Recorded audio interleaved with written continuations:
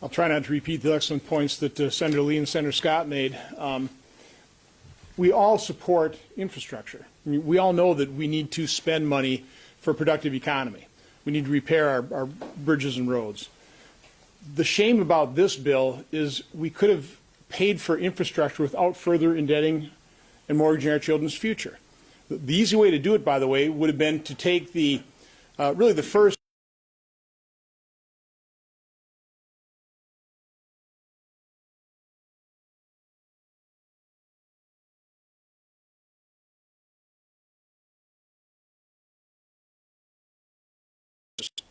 of COVID relief that is still unspent. When they passed that $1.9 trillion COVID relief bill, there was $1 trillion unspent from the previous $4 trillion. We didn't need that. The fact of the matter is there was more than $700 billion of that supposedly COVID relief bill that is not even scheduled to be spent till 2022 through 2028. Clearly not COVID relief, but a perfect reservoir of funds that could have been repurposed for $700 billion worth of infrastructure spending. That should have been the Republican position. We should have stated that position early on. We should have stuck with that position. It would have been principled. We would have been paying for infrastructure without further indebting our children, our grandchildren, our great-grandchildren. I could go on. The other point I'd like to make is really the games that are being played here with this budget scoring. One of my concerns about this bipartisan bill is it's just going to take money out of what Democrats have now announced is a $3.5 trillion budget reconciliation package. Now, an independent group has already scored that, not at $3.5 trillion, closer to $5 or $5.5 trillion. It's very easy to explain how they're doing this. Remember, Ronald Reagan once quipped that the closest thing to eternal life on earth is a government program, and Democrats are well aware of that.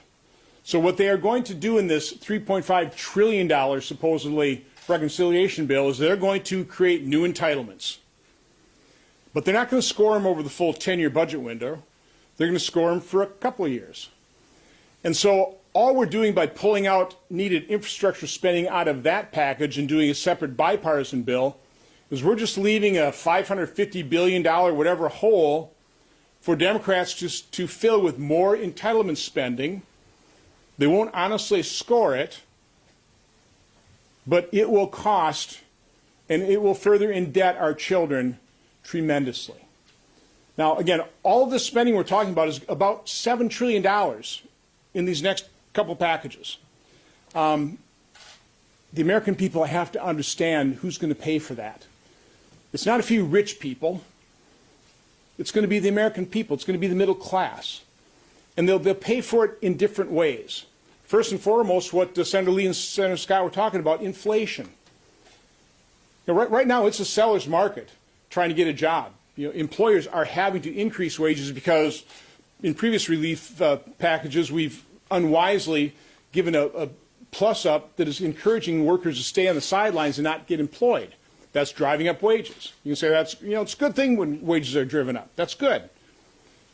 But it's self-defeating when all the spending creates inflation that overtakes those wage gains. And that's one way the American public are going to have to pay for this massive, reckless tax and spend spree.